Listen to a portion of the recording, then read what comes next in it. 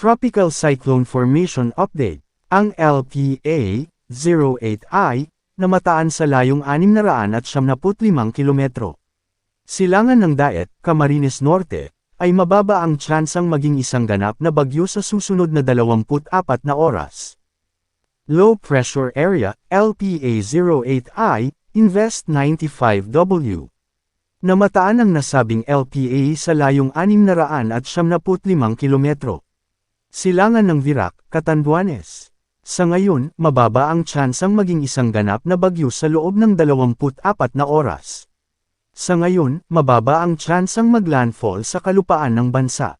Posible din itong magdudulot ng mga pag-ulan sa bansa dahil sa rain bands at pinalakas na habagat.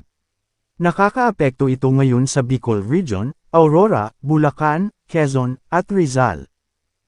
Dahil dito, makakaranas ng maulap na kalangitan na may kalat-kalat na pag-ulan, pagkidlat, at pagkulog na posibleng magdulot ng mga pagbaha o pagguho ng lupa dahil sa katamtaman hanggang kung minsan malakas na pag-ulan sa Bicol Region, Aurora, Bulacan, Quezon, at Rizal.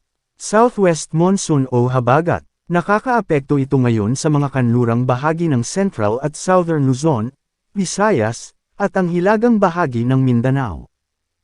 Dahil dito, makakaranas ng maulap na kalangitan na may kalat-kalat na pag-ulan, pagkidlat, at pagkulog na posibleng magdulot ng mga pagbaha o pagguho ng lupa dahil sa katamtaman hanggang kung minsan malakas na pag-ulan sa Metro Manila, Visayas, Mimaropa, ang nalalabing bahagi ng Central Luzon, at ang nalalabing bahagi ng Calabarzon.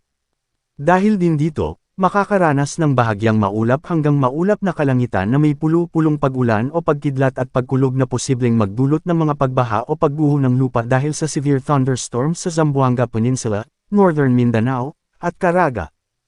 Localized thunderstorms. Makakaranas ng bahagyang maulap hanggang maulap na kalangitan na may pulo-pulong pag-ulan o pagkidlat at pagkulog na posibleng magdulot ng mga pagbaha o pagguho ng lupa dahil sa severe thunderstorms sa nalalabing bahagi ng bansa.